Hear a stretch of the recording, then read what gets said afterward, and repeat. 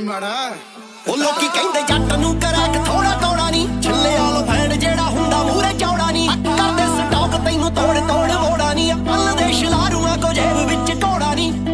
ਯਾਰਾਂ ਦਾ ਮੈਂ ਯਾਰ ਬਿੱਲੋ ਐਡਾ ਵੀ ਸਟਾਰ ਨਹੀਂ ਜੱਟ ਖਾਦਾ ਨੇਰਾ ਦੇ ਸੀਐਸ ਗਵਾਰ ਨਹੀਂ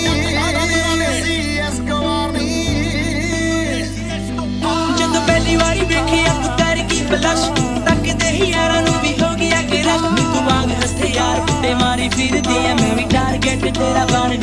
ਹਾਏ ਨੀ ਸਿੱਕਾ ਚੱਲ ਆਏ ਪੂਰਾ ਮਾਰਨੀ